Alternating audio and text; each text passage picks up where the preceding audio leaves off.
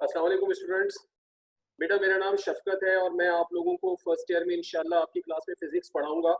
तो अभी मुझे तमाम स्टूडेंट्स पहले बेटा आप मुझे ये बताएं, मुझे मैसेज बॉक्स में रिप्लाई करें कि क्या आपको मेरी आवाज़ बिल्कुल ठीक आ रही है, आप मुझे क्लियरली सुन पा रहे हैं।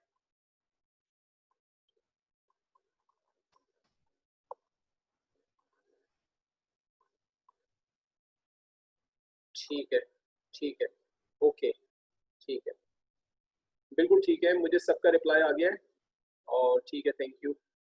तो मुझे तमाम स्टूडेंट्स ये कह रहे हैं कि आपको मेरी आवाज़ क्लियरली आ रही है। ठीक है जी, थैंक यू। तो अब बेटा इस तरह है कि हम स्टार्ट करते हैं और अल्हम्दुलिल्लाह आज आपकी फिजिक्स की पहली क्लास है।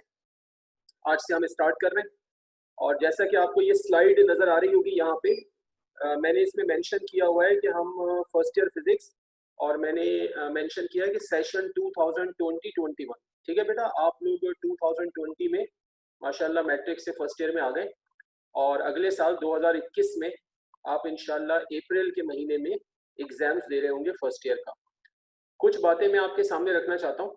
मैंने जैसे आपको बता दिया, मेरा नाम भी आपको स्लाइड पे लिखा हुआ नजर आ रहा है। मेरा नाम शफकत है और मैं आपको फिजिक्स पढ़ाऊंगा और मैं हेड करता हूँ यहाँ कैरियर में फिजिक्स डिपार्टमेंट को। ठीक है, कुछ बातें मैं आपके सामने रख दूं जो आप जहन में रखिएगा। देखिए ये साल 2020 जो है वो कोविड-19 की वजह से, पैंडेमिक की वजह से काफ़ी ज़्यादा चीज़ें जो है वो डिले हो रही हैं और आम तौर पे जो सेशन होता है फर्स्ट ईयर का कोचिंग वगैरह में भी वो जून में स्टार्ट हो जाता है, लेकिन इस साल वो भी डिले हुआ है। हालात आपके सामने है, लेकिन मैं आप तमाम को ये बात बता दूं कि अगले साल एग्जाम्स जो हैं वो डिले नहीं होंगे, क्योंकि अगर अगले साल एग्जाम्स डिले होंगे तो फिर अगले साल की भी सारी चीज़ें डिले हो जाएंगी और सब यूनिवर्सिटीज़ के एडमिशन्स और तमाम चीज़ें डिले होंगी, तो इसलिए एग्जाम्स तो अप्रैल में हो जाएंगे। तो मैं आपके सामने ये रखना चाहता हूँ कि अब आप कॉलेज में देखें, अगर अगले महीने सितंबर से इंशाल्लाह तमाम चीज़ें खुल जाएंगी स्कूल कॉलेजेस वगैरह, तो एडमिशन तो आपके कॉलेजेस में हो जाएंगे।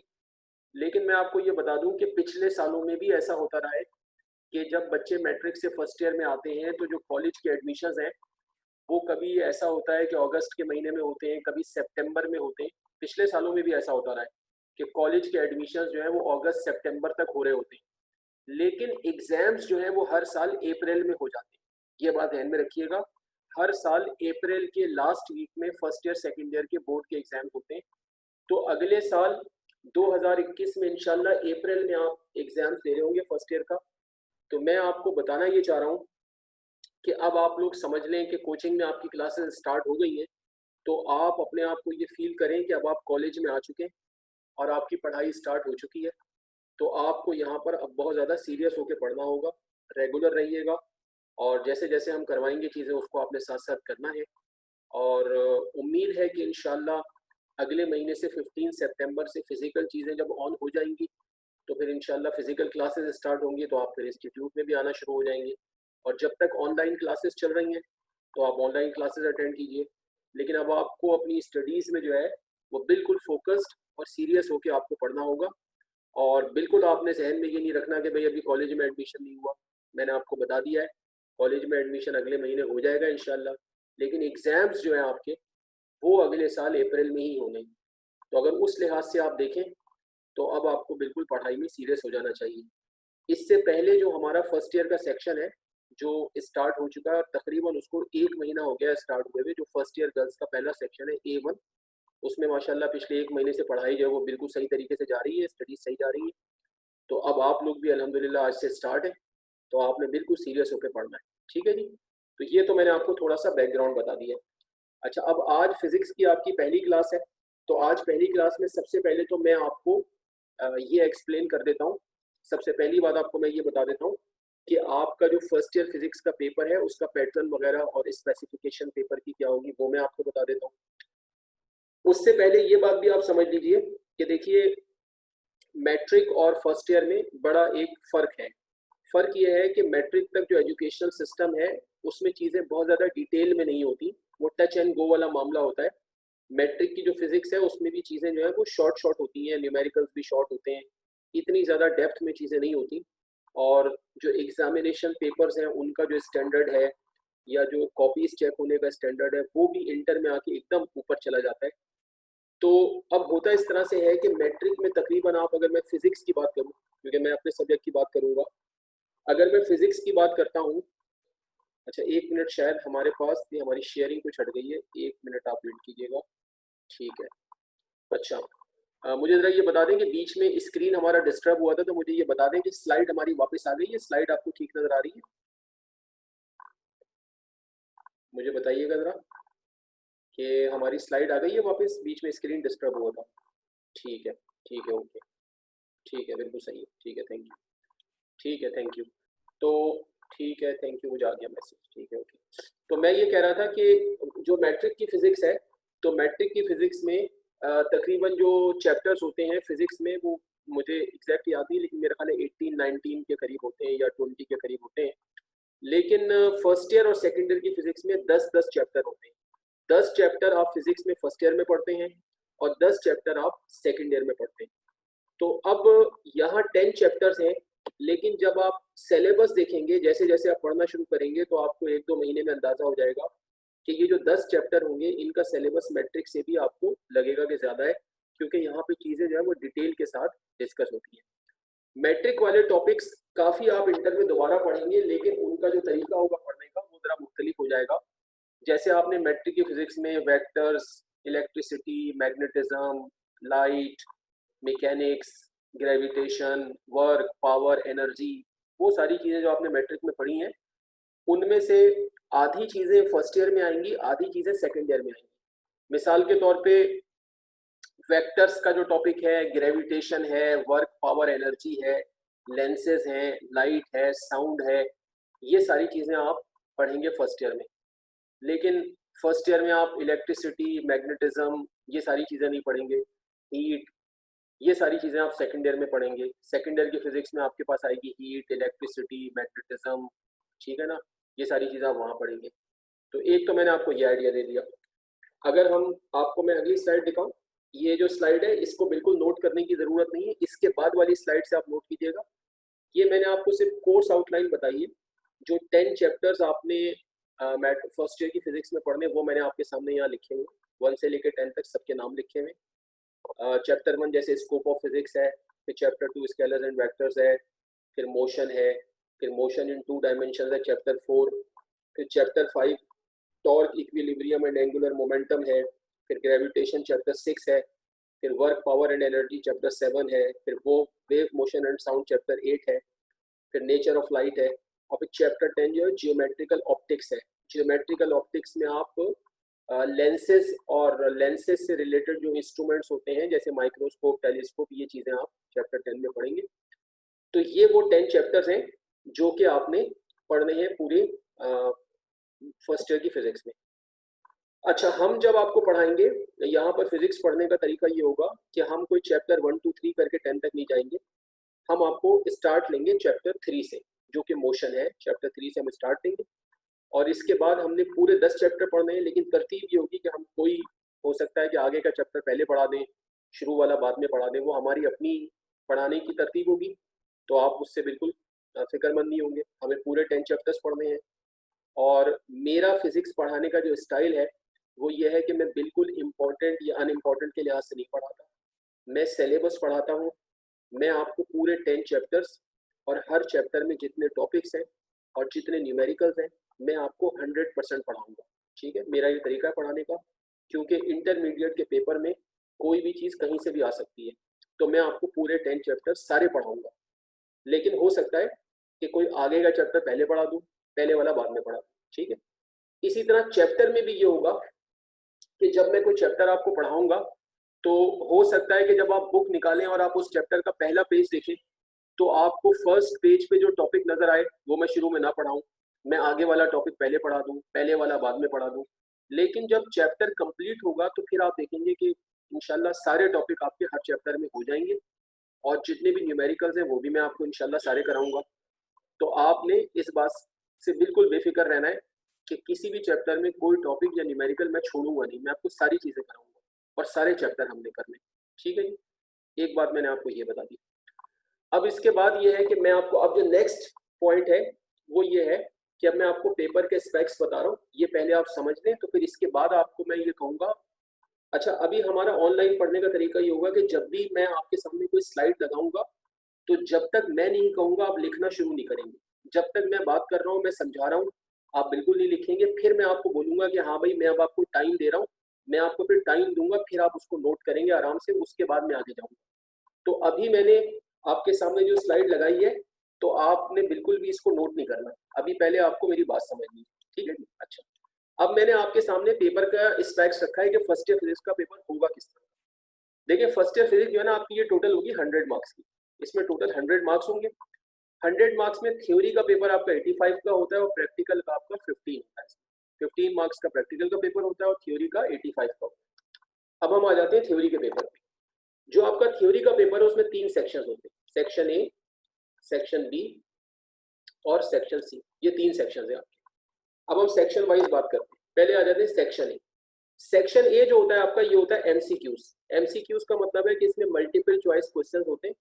इसमें हर क्वेश्चन में आपको 4 ऑप्शन दिए जाते हैं, ठीक है जी। किसी में 3 होते हैं, किसी में 4 होते हैं, और आपको उन 3 या 4 ऑप्शन में से राइट ऑप्शन को टिक करना होता है, ठीक। ये जो सेक्शन होता है आपका, इसमें टोटल आपको 17 क्वेश्चन दिए जाते हैं। आपके सामने 17 क्वेश्चन होते हैं, और इन 17 क्वेश्चन में मैंने क्या मेंशन किया, नो चॉइस, कोई चॉइस नहीं होती। All questions will have to be answered. आपको पूरे 17 क्वेश्चंस का आंसर करना होता है। ईच क्वेश्चन कैरीज 1 मार्क, हर क्वेश्चन 1 नंबर का होता है। So total marks of section A 17। तो सेक्शन ए जो है आपका, ये 17 मार्क्स का होता है। और मजीद मैंने मेंशन क्या किया कि 20 मिनट्स विल बी गिवन। होता क्या है कि आपका जब पेपर स्टार्ट होता है, तो आपको शुरू में 20 मिनट के लिए सेक्शन दिया जाता है। वो आपको एक पेपर शीट देंगे, उस पर 17 क्वेश्चंस लिखे होंगे और आपने उसमें आंसर्स को टिक करना होगा। और 20 मिनट के बाद वो आपसे वापस ले लेंगे, ठीक है जी। 20 मिनट्स के बाद 20 मिनट्स के बाद वो आपसे वापस ले लेंगे और फिर आपको बाकी पेपर देंगे। फिर आप बाकी पेपर जो है वो 2 घंटे और 40 मिनट में करेंगे। और जब आपका पेपर कंप्लीट हो जाएगा, तो फिर आपकी जो सेक्शन ए वाली जो शीट है, तो फिर वो आखिर में आपकी कॉपी के साथ अटैच कर देंगे। तो ये ध्यान में रखिएगा कि जो सेक्शन ए है आपका, ये आपके पास शुरू के 20 मिनट के लिए होगा। उसकी वजह यह है कि अगर वो पूरे 3 घंटे के लिए आपके पास छोड़ देंगे, तो क्या होगा कि भाई शुरू में जिनको जो जो आंसर आते हैं वो टिक कर लेंगे, फिर वो पूरे 3 घंटे उसको लेके बैठे रहेंगे, फिर आपस में एक दूसरे से पूछ के सबके सभी सही हो जाएंगे। तो इसलिए इसके लिए आपको 20 मिनट दिए जाएंगे। तो आप देखेंगे 17 क्वेश्चन है और 20 मिनट है, तो तकरीबन 1 मिनट ही समझ लें आप, 1 मिनट से थोड़ा सा ज़्यादा बनता है। तो हर क्वेश्चन को आपको 1 मिनट में आंसर करना होगा, ठीक है। अच्छा, इसके बाद आपके पेपर का जो सेक्शन बी है, तो ये जो सेक्शन बी है, ये होता है शॉर्ट क्वेश्चन और न्यूमेरिकल्स का, ठीक है जी। अब इसमें टोटल जो है, इसमें टोटल 15 क्वेश्चन होते हैं। उन 15 क्वेश्चन में से 10 न्यूमेरिकल होते हैं, 5 शॉर्ट क्वेश्चन होते हैं। अच्छा, शॉर्ट क्वेश्चंस किस टाइप के होते हैं? कोई डेफिनेशन आ सकती है, ठीक है जी। मिसाल के तौर पे आपसे बोल दिया भाई आप फ्रिक्शन को डिफाइन करें, उसकी काइंड्स बता दें, या टेंशन इन स्ट्रिंग को डिफाइन करें, उसका फॉर्मूला और यूनिट बता दें, या मोमेंटम को डिफाइन करें। इस तरह के शॉर्ट क्वेश्चंस होते हैं। और कभी कभी इनमें कोई एक आध छोटा मोटा रीजनिंग क्वेश्चन भी हो सकता है, लेकिन वो भी कोई इतना मुश्किल नहीं होता। और 10 इसमें न्यूमेरिकल्स होते हैं। अच्छा, अब आपको क्या करना होता है कि आपको इन 15 क्वेश्चन में से 10 क्वेश्चन का आंसर करना है, ठीक है जी। Out of these 10 questions will have to be answered. आपके पास 5 क्वेश्चंस की चॉइस होती है, आपको 15 में से 10 करने होते हैं। और इसमें आपके ऊपर कोई पाबंदी नहीं है कि आपने कहाँ से कितने करने। अब मिसाल के तौर पे आप चाहते हैं कि आप पूरे 10 न्यूमेरिकल कर लें, आप चाहते हैं हम थ्योरी का क्वेश्चन टच नहीं करें, और ज्यादातर बच्चे न्यूमेरिकली करना चाहते हैं क्योंकि उसमें सॉलिड नंबर होते हैं। अगर है तो ठीक है, तो पूरे मिल जाएंगे। तो अगर आप चाहते हैं कि आप पूरे 10 न्यूमेरिकल कर लें और शॉर्ट क्वेश्चंस को ना टच करें, तो कोई मसला नहीं है, आपको कोई प्रॉब्लम नहीं है, आप 10 न्यूमेरिकल्स करें। आपको 15 में से कहीं से 10 करने। अगर आप चाहते हैं कि भाई हम 5 शॉर्ट क्वेश्चंस कर लें और 5 न्यूमेरिकल कर लें, ऐसे आप 10 करना चाहते हैं, वो भी ठीक है। अगर आप चाहते हैं कि हम 7-8 न्यूमेरिकल कर लें, 1-2 क्वेश्चन यहाँ से कर लें, वो भी ठीक है। तो आपको कहीं से भी 10 क्वेश्चंस बनाने हैं आउट ऑफ 15, ठीक है। अच्छा, out of this 10 questions will have to be answered, ये मैंने बता दिया। और फिर ईच क्वेश्चन कैरीज 4 मार्क्स। इस सेक्शन में हर क्वेश्चन जो है वो 4 नंबर का होता है, चाहे वो न्यूमेरिकल हो, चाहे वो शॉर्ट क्वेश्चन हो, वो 4 नंबर का होता है। So total marks of section है 40। इस सेक्शन के जो टोटल मार्क्स है वो 40 होते हैं, क्योंकि आप देखें 10 क्वेश्चन करेंगे आप और हर क्वेश्चन 4 नंबर का होगा, तो 10 इंटू 4 40 मार्क्स का ये सेक्शन हो जाएगा। और मैंने मिस्टेकनली यहाँ पे ए लिख दिया, इसको ठीक कर लीजिएगा, ये ए नहीं, यहाँ पे बी आए, ठीक है जी। तो total marks of section B जो है ये हो जाएंगे 40 और सेक्शन ए के टोटल मार्क्स कितने थे 70। अब आ जाए आप सेक्शन सी पे। सेक्शन सी जो होगा इसमें डिटेल्ड क्वेश्चन आएंगे। डिटेल्ड क्वेश्चन में क्या चीजें होंगी, डेरिवेशंस होंगी, लॉज होंगे, थ्योरीज होंगी, एटसेट्रा एटसेट्रा, इस तरह की चीजें आएंगी। वो जब हम आपको पढ़ाएंगे तो हम आपको बता देंगे। इस सेक्शन में टोटल आपके पास आएंगे 3 क्वेश्चंस। इसमें आपके पास 3 क्वेश्चंस आएंगे और out of this 2 questions will have to be answered. आपको इसमें से 2 का आंसर करना होगा, 3 में से 2 करने होंगे, ठीक है, कोई से भी 2 कर लें आप। मजीद मैंने इसमें ये मेंशन किया है कि ईच क्वेश्चन कैरीज 14 मार्क्स। इसमें हर क्वेश्चन 14 मार्क्स का होगा and will keep 2 parts each of 7 marks. मतलब ये कि इसमें हर क्वेश्चन के 2 पार्ट होंगे, ए और बी, और हर पार्ट जो होगा वो 7 मार्क्स का होगा। तो आप 7 मार्क्स के 2 पार्ट्स करेंगे तो एक क्वेश्चन के 14 मार्क्स हो जाएंगे, ठीक है। तो 14 मार्क्स के जब आप 2 क्वेश्चन करेंगे तो इसका मतलब है कि ये जो सेक्शन होगा आपका total marks of section C, ये सेक्शन आपका 28 नंबर का हो जाएगा, 28 मार्क्स का हो जाएगा। तो इस तरह सेक्शन सी के टोटल मार्क्स 28 होंगे और ये जो सेक्शन बी है इसके टोटल मार्क्स होंगे 40 और सेक्शन ए के टोटल मार्क्स होंगे 17। तो 17 और 40 कितने हो गए 57 और 57 में आप 28 मिलाए तो इस तरह मिला के आपका ये जो पेपर है टोटल ये 85 मार्क्स का होगा, ठीक है जी। सेक्शन ए में मैंने क्या बताया, सेक्शन ए में एमसीक्यूज होंगे, सेक्शन बी में शॉर्ट क्वेश्चन और न्यूमेरिकल्स होंगे और सेक्शन सी में डिटेल क्वेश्चन होंगे। इस तरह आपका पेपर बनेगा, ये आपके पेपर का पैटर्न है। अब मैंने कंप्लीटली आपको समझा दिया है। अब मैं आपको 5 मिनट दूंगा। 5 मिनट के दौरान सबसे पहले तो मैं आपसे ये पूछूंगा कि आपको बात समझ आ गई। अगर आपको कोई सवाल करना है तो आप चैट बॉक्स में मुझे मैसेज करें, मैं आपको रिप्लाई करता हूँ। और सवाल पूछने के बाद फिर मैं आपको 5 मिनट दूंगा जिसमें आप इस स्लाइड पे जो चीज़ें हैं वो नोट करेंगे और फिर मैं आपसे पूछूंगा। जब आप नोट कर लेंगे तो हम आगे चलेंगे, ठीक है जी। लोग मुझे कह रहे हैं क्लियर है हम, ठीक है, सबने मुझे मैसेज कर दिया जी क्लियर है, अंडरस्टैंड, ओके, ठीक है, गुड। तो अब जो है, अब मैं आपको यहाँ से 5 मिनट्स दे रहा हूँ। 5 मिनट्स के लिए मैं अपना माइक भी हो सकता है बीच में 2-3 मिनट के लिए म्यूट कर दूँ। अगर मेरा माइक म्यूट हो जाए तो आप परेशान नहीं होंगे। 5 मिनट के बाद मैं आपसे पूछूंगा, जब आप 5 मिनट के बाद मुझे बताएंगे कि आपने ये नोट कर लिया तो मैं आगे जाऊँगा, ठीक है जी। तो आप इसको नोट करें, ठीक है। उसके बाद भी कोई क्वेश्चन करना होगा तो मैं आपसे पूछ लूंगा, लेकिन पहले 5 मिनट है आपके पास, आप इजी होके बिल्कुल लिखिए आराम से।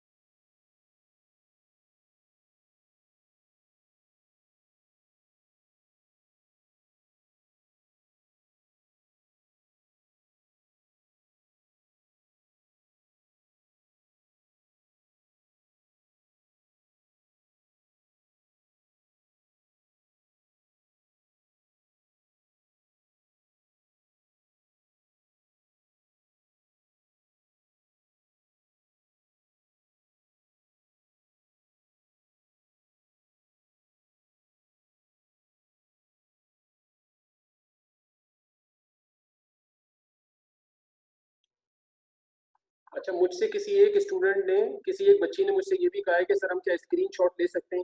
देखिए आप ये वाली जो स्लाइड है जिसमें मैंने पेपर को एक्सप्लेन किया, इसमें तो बेशक आप स्क्रीनशॉट ले भी लें तो कोई मसला नहीं है, लेकिन आगे जब हम पढ़ना शुरू करेंगे तो स्क्रीनशॉट बिल्कुल भी अलाउ नहीं है। तमाम स्टूडेंट्स अगर अभी काम भी कर रहे हैं तो 1 सेकंड रुक के वो मेरी बात सुनेंगे। 1 सेकंड रुक जाएँगे। वो ये है कि देखिए जब हम पढ़ना शुरू करेंगे तो आप बिल्कुल भी स्क्रीनशॉट नहीं लेंगे, उसमें आप काम करेंगे। उसकी वजह क्या है? देखिए उसकी वजह ये है कि जब आप अपने हाथ से काम करते हैं और जो भी डेरिवेशंस हैं, न्यूमेरिकल्स हैं, फिगर बनाते हैं, लिखते हैं, तो जो काम आप अपने हाथ से करते हैं उसके लिए आपको बाद में याद करना वो आपके लिए बहुत ईज़ी होता है और उसमें फिर आप परफेक्ट भी हो जाते हैं और आप कॉन्फिडेंट भी हो जाते हैं। लेकिन अगर आप चीज़ों की स्क्रीनशॉट ले लेके रखते जाएँगे कि जी बाद में कर लेंगे, वो फिर बाद में उस तरतीब से, उस सीक्वेंस से हो नहीं पाता, वो फिर टाइम निकल जाता है, फिर चीज़ें आगे पीछे हो जाती हैं, तो पढ़ाई कभी भी अच्छी नहीं हो सकती अगर आप स्क्रीनशॉट लेंगे।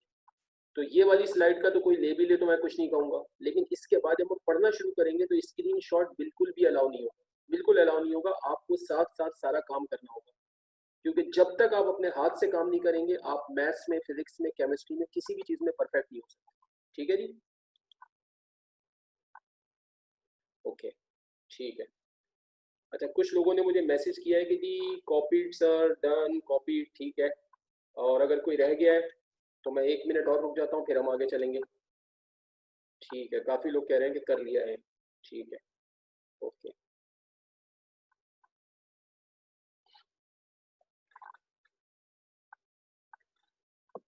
ठीक है जी, लास्ट 1 मिनट है, आखिरी मिनट है, इसके बाद मैं आगे जाता हूँ। अगर कोई रह गया है तो कर लें, तो फिर मैं आगे चलता हूँ। ठीक है, मेरा ख्याल है सबने ही कह दिया है कि हमने कर लिया है। ठीक है, तो हम आगे चलते हैं। अच्छा जी, अब जैसा कि आपके सामने है, मैंने आपको बता भी दिया था कि हम जो पढ़ना शुरू करेंगे, वो चैप्टर 3 से पढ़ना शुरू करेंगे। पहला चैप्टर हमारा चैप्टर 3 होगा और इस चैप्टर का नाम है मोशन।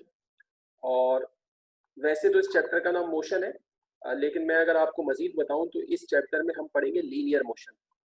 अब जैसा कि आप जानते हैं कि मोशन जो है वो कई तरह की होती है, जिसमें 2 मोस्ट बेसिक टाइप जो हैं, वो लीनियर मोशन और एंगुलर मोशन, जिसे आप सर्कुलर मोशन कहते हैं। ठीक है ना? अब मिसाल के तौर पे अगर जो है हम ये कहें कि भाई एक पॉइंट ये है, ठीक है जी, और एक पॉइंट ये है, ठीक है जी। फॉर एग्जांपल हम कहते हैं ए और बी, ठीक है जी। तो अगर आपको ए से बी जाना है और आप ए से बी ऐसे चले गए, ऐसे ए से बी पहुंच गए, तो ये आप एक स्ट्रेट लाइन पे मूव कर रहे हैं। हो सकता है कि आप ऐसे चले जाएं, ऐसे आ जाएं, तो इसमें आपने एक से ज़्यादा स्ट्रेट लाइन पे मूव किया, पहले इधर गए, फिर इधर चले गए, फिर इधर चले गए। ये दोनों तरह की मोशन जो है वो लीनियर मोशन होती है कि अगर आप एक पॉइंट से दूसरे पॉइंट पे जा रहे हैं और आपका जो ट्रैक है, आपका जो रास्ता है जिस पे आप चल रहे हैं, वो एक स्ट्रेट लाइन है या एक से ज़्यादा स्ट्रेट लाइन है, तो इसको बोलते हैं लीनियर मोशन। लेकिन फर्ज कर लें आप ए से बी ऐसे आ जाते हैं, अब ये जो आप आ रहे हैं, तो ये आप सर्किल के पार्ट पे आ रहे हैं, ये स्ट्रेट लाइन नहीं है, ये सर्किल का पार्ट। पूरा सर्किल नहीं बना, लेकिन सर्किल का कोई हिस्सा बन गया। और ये भी हो सकता है कि आप किसी पॉइंट से चलें और दोबारा पूरा सर्किल बना के वापस आ जाएं। तो अगर आप किसी ऐसे रास्ते पे चल रहे हैं जो सर्किल का पार्ट है या पूरा सर्किल बन रहा है, तो इस तरह की मोशन को सर्कुलर मोशन भी कहते हैं, एंगुलर मोशन भी कहते हैं, रोटेटरी मोशन भी कहते हैं, रेवोल्यूशनरी मोशन भी कहते हैं। ठीक है, सबका एक ही मतलब है। ये हम आगे के किसी चैप्टर में पढ़ेंगे। ये जो हम चैप्टर 3 पढ़ने जा रहे हैं, इसमें हम सारी पढ़ेंगे लीनियर मोशन, यानी ऐसी मोशन जिसका ताल्लुक किससे होगा, स्ट्रेट लाइन से होगा। इस चैप्टर को सबसे पहले पढ़ाने का रीज़न ये है कि ये आपकी फर्स्ट ईयर फिजिक्स का सबसे बड़ा चैप्टर है। सबसे बड़ा चैप्टर मैं आपको सबसे पहले पढ़ा रहा हूँ, और सबसे बड़ा है तो डेफिनेटली इंपॉर्टेंट तो होगा ही होगा। इस चैप्टर में से एग्जाम्स में हर साल जो आपका मैंने सेक्शन सी बताया, डिटेल्ड वाला जो सेक्शन है, उसमें एक क्वेश्चन आता है। फिर आपका जो बी सेक्शन है जिसमें न्यूमेरिकल और शॉर्ट क्वेश्चंस आते हैं, उसमें कम से कम 2 क्वेश्चन इसमें से आते हैं। एक शॉर्ट क्वेश्चन आता है, एक न्यूमेरिकल आता है। और जो आपके सेक्शन ही होता है एमसीक्यूज का, उसमें कम से कम 17 में से 2 या 3 एमसीक्यूज होते हैं। तो इस चैप्टर में से एमसीक्यूज भी आएंगे, न्यूमेरिकल भी आएगा, शॉर्ट क्वेश्चन भी आएगा और इसमें से डिटेल्ड क्वेश्चन भी आएगा। तो ये मोस्ट इंपॉर्टेंट चैप्टर है और सबसे बड़ा भी है, तो हम इसको स्टार्ट करेंगे। और आपको मुश्किल भी बिल्कुल नहीं लगेगा, क्योंकि जब आप इसको पढ़ेंगे तो इसके स्टार्ट में जो चीज़ें आएंगी वो काफ़ी आपने मैट्रिक में पढ़ रखी होंगी, तो आपको कोई ज़्यादा इसको पढ़ने में मुश्किल नहीं होगी। ठीक है जी। अब हम जब इस चैप्टर को स्टार्ट करेंगे तो सबसे पहले हम जो टॉपिक डिस्कस करेंगे वो होगा मोमेंटम। जैसा कि मैंने आपको थोड़ी देर पहले बताया था कि जब भी हम कोई चैप्टर पढ़ेंगे तो हो सकता है कि हम टॉपिक उसमें आगे पीछे कर लें। जैसे फॉर एग्जांपल आप अगर इस चैप्टर को बुक में देखेंगे तो इसमें पहले पेज पे आपको डिस्प्लेसमेंट और वेलोसिटी का टॉपिक नजर आएगा, लेकिन मैं इसमें स्टार्ट ले रहा हूँ मोमेंटम से। मैं डिस्प्लेसमेंट और वेलोसिटी आगे जाके पढ़ाऊंगा, ठीक है। तो मैंने आपको पहले भी कह दिया है, आप बिल्कुल परेशान नहीं होंगे। जब चैप्टर कंप्लीट होगा तो सारे टॉपिक इंशाल्लाह और सारे न्यूमेरिकल हो जाएंगे, ठीक है जी। तो हम इसमें स्टार्ट करेंगे मोमेंटम से। मोमेंटम, मेरा ख्याल है कि सारे बच्चे, सारे स्टूडेंट्स जानते हैं, मैट्रिक में पढ़ा हुआ है कि मोमेंटम क्या होता है। कि भाई अगर कोई बॉडी मूव कर रही है, ठीक है जी, अगर कोई बॉडी मूव कर रही है, फॉर एग्जांपल ये कोई बॉडी है और इसका मास m है और ये किसी वेलोसिटी v से मूव कर रही है, तो अगर हमें इसका मोमेंटम निकालना है तो हम उसको p से मेंशन करते हैं और वो प्रोडक्ट होता है किस किस का, मास और वेलोसिटी का।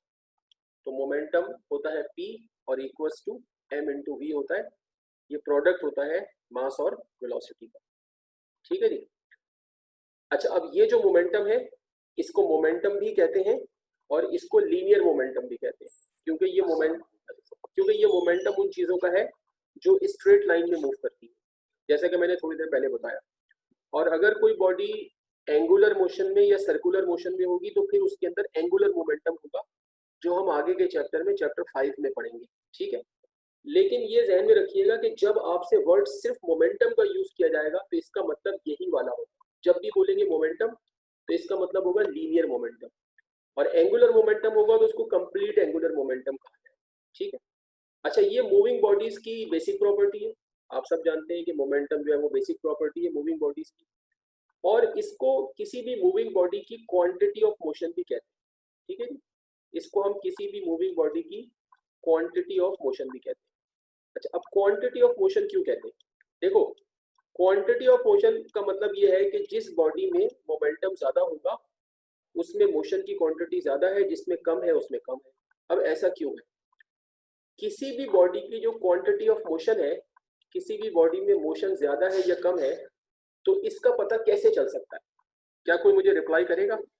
आप लोग जरा मुझे रिप्लाई करें कि अगर मैं ये जानना चाहता हूँ कि कोई मूविंग बॉडी है और मैं देखना चाहता हूँ कि भाई उसमें क्वांटिटी ऑफ मोशन कितनी है, मोशन की क्वांटिटी ज्यादा है या कम है, तो किस चीज से उसका पता चलेगा?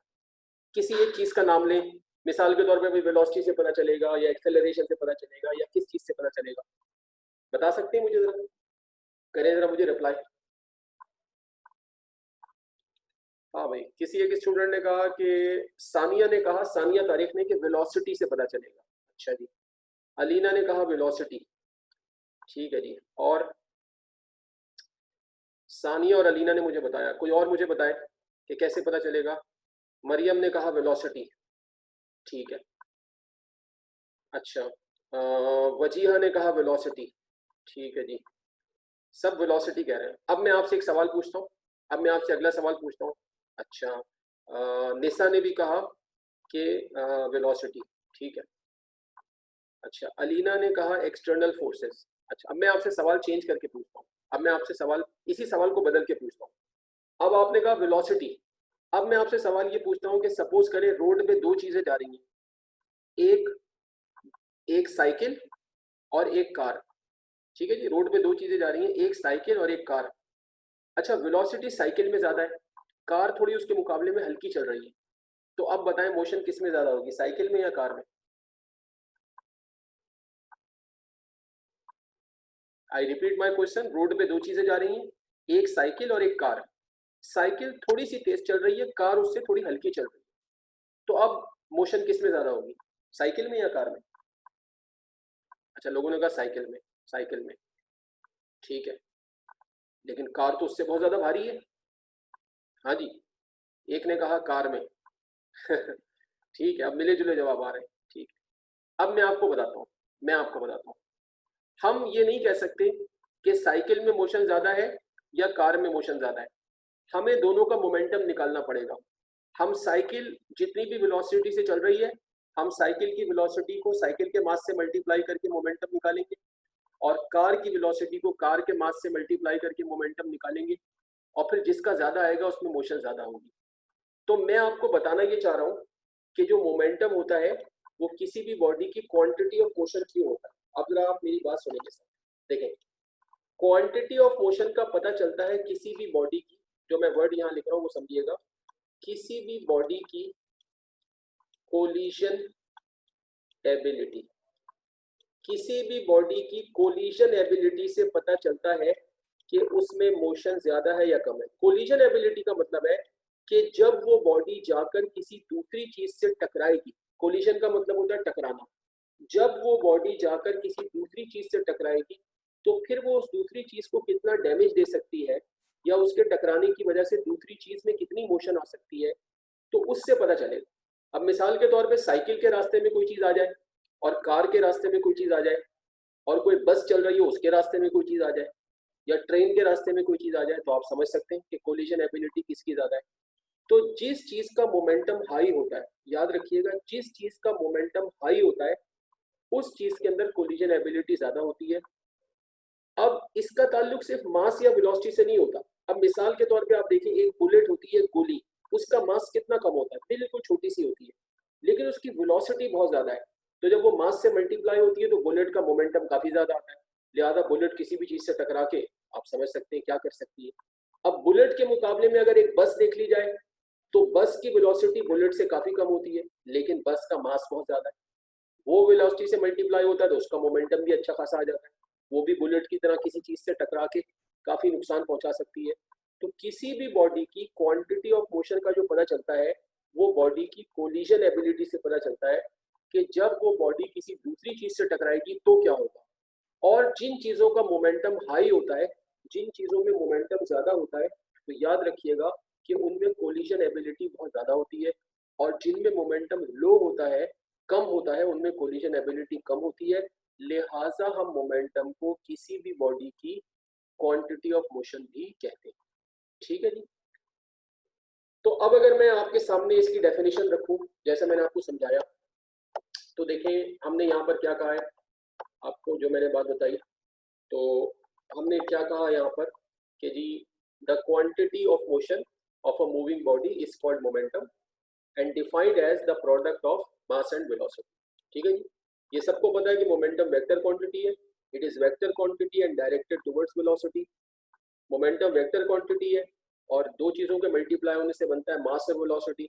तो आपको पता है कि मास की तो कोई डायरेक्शन नहीं होती, तो जिधर वेलोसिटी की डायरेक्शन होगी, जहां बॉडी जा रही होगी वहीं पर उसका मोमेंटम होगा।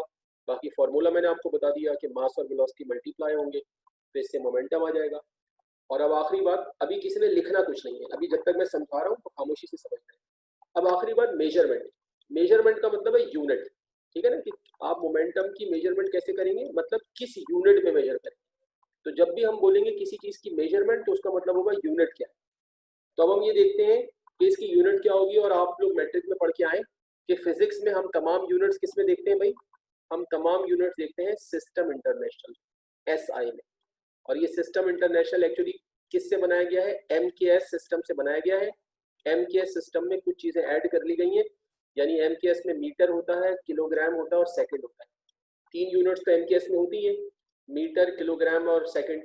फिर इसमें 4 यूनिट्स और ऐड की गई हैं जिसको सिस्टम इंटरनेशनल बनाया गया है। वो 4 यूनिट कौन सी ऐड की हैं, उसकी अपना करंट की यूनिट ऐड की है एम्पियर, और टेम्परेचर की यूनिट ऐड की है केल्विन। ठीक है जी। और अमाउंट ऑफ सब्सटेंस की यूनिट ऐड की है मोल, और अपना जो ल्यूमिनस इंटेंसिटी है, इंटेंसिटी ऑफ लाइट, उसकी यूनिट क्या होती है, कैंडेला। पढ़ा होगा आपने मैट्रिक में। तो MKS में मीटर, किलोग्राम और सेकंड होता है, उसमें 4 चीजें और ऐड कर दी गई, एम्पियर, केल्विन, मोल और कैंडेला। ये क्या है, करंट की यूनिट है, ये टेम्परेचर की यूनिट है, ये अमाउंट ऑफ सब्सटेंस की, और ये इंटेंसिटी ऑफ लाइट की। तो ये पूरा मिला के क्या बन गया, सिस्टम इंटरनेशनल। तो सिस्टम इंटरनेशनल के अंदर समझ ले MKS तो मौजूद है। तो आपने मैट्रिक में पढ़ा होगा कि फिजिक्स में हम तमाम चीजों की जो क्वांटिटीज मेजर करते हैं वो SI में करते हैं, SI यूनिट्स देते हैं। ठीक है जी। तो अगर हम उस लिहाज से आगे जाते हैं तो देखिए हमारा जो फॉर्मूला है वो क्या है, गौर से पहले बात समझ ली जाती है। हमारा फॉर्मूला है कि मोमेंटम जो है वो मास इनटू वेलोसिटी है। तो हम अगर इन दोनों की यूनिट्स को मल्टीप्लाई करें तो देखिए मास की यूनिट होती है किलोग्राम और वेलोसिटी की यूनिट होती है मीटर पर सेकंड। ठीक है। तो अगर हम बेसिक यूनिट मोमेंटम की देखें कि भाई बेसिक यूनिट मोमेंटम की क्या है, तो वो तो ये आ गई। सिस्टम इंटरनेशनल में जो बेसिक यूनिट है मोमेंटम की वो किलोग्राम इंटू मीटर पर सेकंड होती है। लेकिन इस यूनिट में गौर से समझती जानी बात, लेकिन इस यूनिट में अगर थोड़ा सा और काम किया जाए तो ये यूनिट एक नए शेप में आ जाती है जिसको ऐसा यूनिट माना जाता है। अब वो जो थोड़ा सा काम करना है वो क्या करना है, हम कर रहे हैं multiplying and dividing by second on RHS. RHS का मतलब राइट हैंड साइड। देखें किसी भी इक्वेशन की किसी भी एक साइड पर, फॉर एग्जांपल मैं लिखता हूं भाई 10 इज इक्वल टू 10, तो देखें इक्वेशन बिल्कुल सही है, ठीक है। जब मैंने लिखा 10 इज इक्वल टू 10 तो हमारी इक्वेशन जो है बिल्कुल वैलिड है। लेकिन अगर फर्स्ट कर ले राइट साइड वाले 10 को मैं 2 से मल्टीप्लाई कर दूं, अब हमारी इक्वेशन इनवैलिड हो गई, क्योंकि देखिए ये तो 10 है मगर वो वाली साइड 20 बन गई। लेकिन अगर मैं राइट साइड पे 2 से मल्टीप्लाई भी करता हूँ और फिर 2 से डिवाइड भी कर देता हूँ, अब हमारी इक्वेशन पे कोई फर्क नहीं पड़ा, हम चाहे तो इसको कैंसिल भी कर सकते हैं।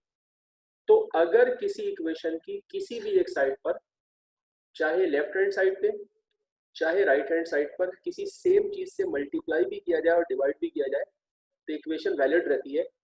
तो हम क्या कर रहे हैं कि ये जो हमारी इक्वेशन है तो इसकी राइट हैंड साइड पर हम क्या कर रहे हैं, सेकंड से मल्टीप्लाई कर रहे हैं और सेकंड से हम डिवाइड कर रहे हैं, ठीक है। तो अब आप नेक्स्ट स्टेप देखें क्या किया हमने। नेक्स्ट स्टेप में आप देखें हमने ये किया कि देखिए ये किलोग्राम अपनी जगह मौजूद है और ये मीटर पर सेकंड अपनी जगह मौजूद है, और ये देखिए सेकंड से मल्टीप्लाई कर दिया और सेकंड से हमने इसको डिवाइड कर दिया। फिर इसके बाद हमने क्या किया, इसके बाद देखिए हमने ये किया कि हमने ये जो नीचे वाला सेकंड है, देखिए नीचे वाले सेकंड को सेकंड से मल्टीप्लाई किया तो आप देखिए ये सेकंड स्क्वायर बन गया, ठीक है जी। किलोग्राम आ गया और ये मीटर आ गया और ये सेकंड से सेकंड मल्टीप्लाई किया सेकंड स्क्वायर, और ये ऊपर वाला सेकंड अपनी जगह मौजूद है। इसे हमने कर दिया इक्वेशन नंबर 1, ठीक। फिर इसके बाद देखें यहाँ पर हमने एक बात बताई, और हमने ये बात बताई कि देखें भाई हम ये बात जानते हैं, we know that F is equal to ma होता है, सब लोग जानते हैं बात। आपको ये भी पता है कि फोर्स की यूनिट क्या होती है, न्यूटन, और मास किस में होता है, किलोग्राम में, और एक्सेलरेशन किस में होता है, मीटर पर सेकंड स्क्वायर में। तो इसका मतलब ये हुआ कि जो यूनिट है न्यूटन वो खुद किसके इक्वल है, किलोग्राम इंटू मीटर पर सेकंड स्क्वायर। इट मीन्स कि अगर कहीं पर किलोग्राम इंटू मीटर पर सेकंड स्क्वायर लिखा है तो उसकी जगह पर क्या रखा जा सकता है, उसकी जगह न्यूटन रखा जा सकता है। तो आप देखिए कि यहाँ पर आप ये देखिए ये क्या आ रहा है, ये आ रहा है किलोग्राम इंटू मीटर पर सेकंड स्क्वायर। तो अगर हम इसकी जगह न्यूटन रख दें, हमने क्या किया, पुट इन इक्वेशन 1, तो अगर हम इसकी जगह न्यूटन रखें तो देखें यहाँ न्यूटन आ गया और मल्टीप्लाइड बाय सेकंड अपनी जगह मौजूद है, तो Newton into second, this is SI unit of momentum. तो मोमेंटम की जो SI यूनिट है वो मानी जाती है न्यूटन इंटू सेकंड। हाउएवर मैं ऑलरेडी कह चुका हूँ कि अगर बिल्कुल बेसिक कहें तो वो ये है, जो बिल्कुल बेसिक यूनिट है मोमेंटम की वो है किलोग्राम इंटू मीटर पर सेकंड, ये बेसिक यूनिट है। और इसको ऐसे आगे बढ़ा के सॉल्व कर लेंगे तो फिर ये क्या बन जाएगी, न्यूटन इंटू सेकंड बन जाएगी।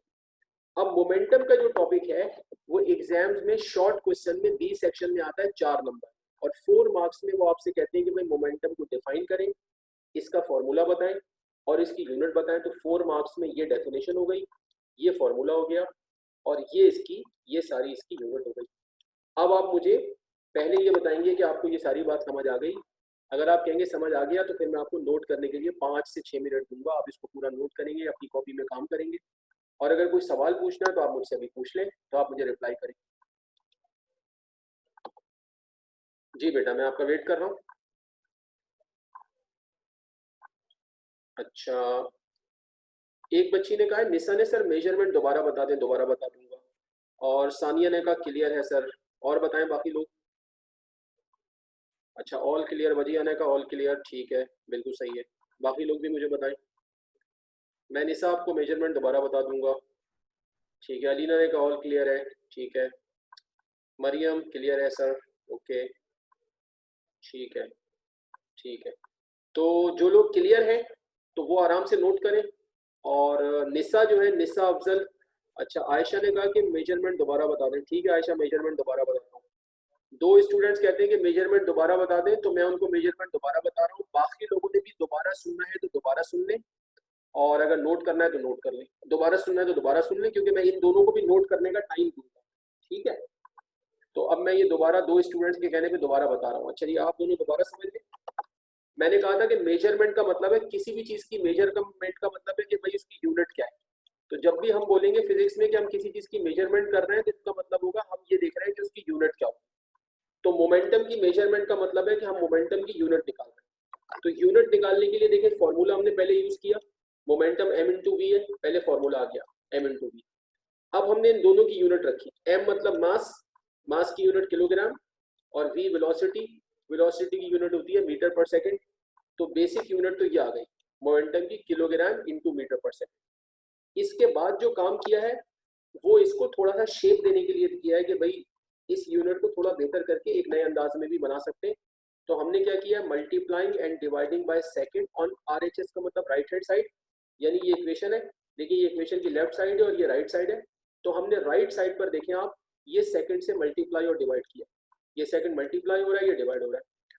तो मैंने बता दिया कि अगर किसी इक्वेशन की किसी एक साइड पर सेम चीज से मल्टीप्लाई भी करें और डिवाइड भी करें तो इक्वेशन पे कोई फर्क नहीं पड़ता। मिसाल के तौर पे आप इस सेकंड को इससे कैंसिल कर दें तो आपका ये वापस आ गया, कोई भी फर्क नहीं पड़ा। ठीक है, लेकिन हम बहरहाल कैंसिल नहीं करेंगे क्योंकि हमने किसी काम के लिए किया ऐसा। तो हमने इस इक्वेशन की राइट हैंड साइड पर सेकंड से मल्टीप्लाई किया और सेकंड से डिवाइड किया। इसके बाद हमने क्या किया, ये नीचे वाला सेकंड इससे मल्टीप्लाई हो गया तो ये सेकंड स्क्वायर बन गया, और ये किलोग्राम और मीटर ये दोनों चीजें अपनी जगह मौजूद है, और मल्टीप्लाई बाय सेकंड जो ऊपर वाला ये अपनी जगह मौजूद है। इससे हमने इक्वेशन नंबर 1 कर दिया। फिर इसके बाद हमने ये बताया कि भाई हम जानते हैं कि फोर्स जो होती है according to Newton second law F is equal to m a होता है। अगर हम यहाँ यूनिट रखें तो हम सबको पता है कि फोर्स की यूनिट न्यूटन होती है, मैट्रिक में आप पढ़ के आए, और मास की यूनिट किलोग्राम होती है, और एक्सेलरेशन की मीटर पर सेकंड स्क्वायर होती है। तो यहाँ से हमारे सामने ये बात आई कि जो यूनिट है न्यूटन वो खुद किसके इक्वल होती है, किलोग्राम इंटू मीटर पर सेकंड स्क्वायर। तो इसका मतलब ये है कि अगर कहीं पर किलोग्राम इंटू मीटर पर सेकंड स्क्वायर लिखा है तो उसकी जगह पर हम क्या रख सकते हैं, न्यूटन रख सकते हैं। तो ये देखिए यहाँ पर किलोग्राम इंटू मीटर पर सेकंड स्क्वायर लिखा हुआ है, तो हम यहाँ पर पुट करेंगे, यानी इस चीज की जगह पर न्यूटन आ जाएगा, और मल्टीप्लाइड बाय सेकंड अपनी जगह मौजूद है। तो हमने क्या बोला, पुट इन इक्वेशन 1। तो हमने इस चीज को इक्वेशन 1 में पुट कर दिया, तो देखिए ये पूरी चीज की जगह आ गया न्यूटन, और मल्टीप्लाइड बाय सेकंड अपनी जगह मौजूद है। तो इस तरह जो फाइनल यूनिट बनी मोमेंटम की वो क्या बनी, न्यूटन इंटू सेकंड। इस यूनिट को, न्यूटन इंटू सेकंड को, मोमेंटम की एस आई यूनिट कहते हैं। This is S I unit of momentum. ठीक है, अब आप दो स्टूडेंट जिन्होंने पूछा था वो मुझे बता दें कि उनको बात समझ आ गई, मुझे रिप्लाई कर दें। हाँ जी, मुझसे एक तो पूछा था आयशा ने और एक और स्टूडेंट ने, ठीक है जी, निशा ने पूछा था, वो कह रही समझ आ गया। आयशा आप भी बता दें मुझे। जी आयशा आप भी रिप्लाई कर दें।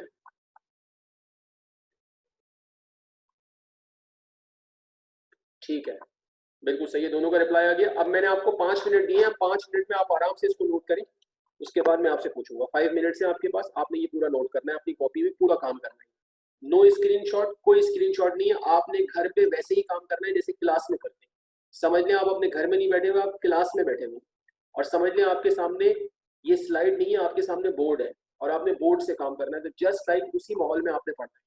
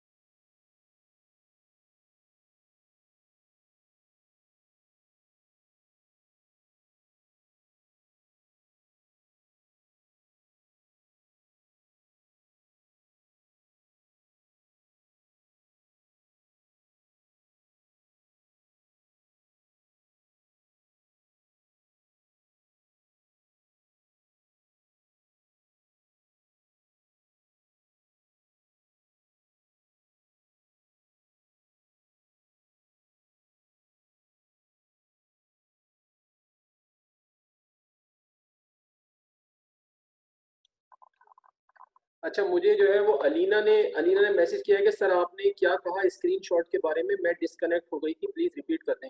अलीना बेटा, मैंने स्क्रीनशॉट के बारे में ये कहा है कि स्क्रीनशॉट लेने से बिल्कुल परहेज़ करना है, और जब हम पढ़ेंगे, जैसे अभी मैंने आपको ये टॉपिक समझाया है और इसकी स्लाइड में जो भी काम हुआ है, तो मैंने आप लोगों को 5-6 मिनट दिए हैं कि आप आराम से काम करें। और मैंने क्या कहा कि आपने ये समझना है कि आप अपने घर पे जो है वो लैपटॉप या मोबाइल के सामने नहीं बैठे, बल्कि आपने ये समझना है कि आप क्लास में बैठे हैं और आपके सामने बोर्ड है, और जिस तरह क्लास में आप काम करते हैं वैसे ही आपने काम करना है। क्योंकि एक बात याद रखिएगा कि किसी भी स्क्रीनशॉट पे, किसी भी लैपटॉप पे, किसी दूसरे की कॉपी में, किसी भी नोट्स पे जो काम होता है वो आपके लिए कोई फायदेमंद नहीं होता जब तक आप किसी भी चीज़ को अपने हाथ से नहीं करते। जब आप फिजिक्स, केमिस्ट्री, मैथ्स की डेरिवेशंस को, चीज़ों को अपने हाथ से खुद करते हैं, तो फिर आपको परफेक्शन आती है, और फिर आपके लिए उसको करना किसी भी टेस्ट में, पेपर में, कहीं पर भी करना बहुत ईज़ी होता है, आप उसमें परफेक्ट हो जाते हैं और ज़हनी तौर पे बहुत क्लियर हो जाते हैं। लेकिन जब तक आप किसी चीज़ को सिर्फ देख के समझते रहें और आपने खुद से नहीं किया हो, तो आप उसमें परफेक्ट नहीं होते। तो इसलिए मैं स्क्रीनशॉट को, हम सारे टीचर्स यहाँ पर डिस्करेज करते हैं कि जी आपने स्क्रीनशॉट नहीं लेना, क्योंकि बच्चे स्क्रीनशॉट लेके जमा कर लेते हैं और फिर वही लापरवाही होती है, बाद में कर लेंगे, बाद में वो माहौल नहीं बनता, वो सारा काम पाइल अप होता रहता है। ठीक है जी? तो आप लोगों ने कोई स्क्रीनशॉट नहीं लेना, हम यहाँ पे जो भी पढ़ाएँगे, ठीक है जी? हाँ, तो हाँ ठीक है, कोई मसला नहीं, आज तो फर्स्ट क्लास है, तो हम यहाँ पे जो भी पढ़ाएँगे हम आपको समझाएँगे, समझाने के बाद काम करने का टाइम देंगे तो आप लोग काम करेंगे, ठीक है? और आपकी कॉपी में काम होगा, ओके? ठीक है जी। अब कुछ लोगों ने मुझे मैसेज कर रहे हैं कि जी हमने कर लिया है। बिल्कुल ठीक है। अच्छा बेटा, आज आप लोगों की फर्स्ट क्लास थी। अभी बेशक क्लास में अगर टाइम देखा जाए तो 7 मिनट बाकी हैं। लेकिन आज चूँकि पहली क्लास थी, इंट्रोडक्शन था, तो मैंने आपको सारा पेपर के बारे में और सिलेबस के बारे में और पेपर पैटर्न के बारे में बताया और बेसिक चीज़ों के बारे में बताया, और चैप्टर मैंने स्टार्ट कर दिया है, पहला टॉपिक भी मैंने करा दिया है। लेकिन अब हमें आगे जो करना है, तो हम 6 से 7 मिनट में अगला टॉपिक शुरू ही करेंगे कि हमारा टाइम खत्म हो जाएगा, ठीक है? तो आज की क्लास को हम यहीं रखते हैं, आज स्टार्ट है, तो इंशाल्लाह अब हम इसके आगे जो है ना, नेक्स्ट जो टॉपिक है, अब हमारी क्लास कल है, हाँ ठीक है, कल हमारी क्लास है, तो इंशाल्लाह बस अब हम आगे चलेंगे, इसके आगे इंशाल्लाह हम कल की क्लास में पढ़ेंगे, ठीक है जी? अगर आप लोगों ने कोई क्वेश्चन मुझसे करना है, तो आप बिल्कुल कर लें, और अगर नहीं है, तो फिर मेरी तरफ से अल्लाह हाफ़िज़ है, बेस्ट ऑफ लक, ठीक है? तो फिर इंशाल्लाह आप लोगों से कल मुलाकात होगी, ठीक है जी? Thank you. कोई क्वेश्चन है तो कर लें, वरना अल्लाह हाफ़िज़, ठीक है जी? ओके, अल्लाह हाफ़िज़, थैंक यू।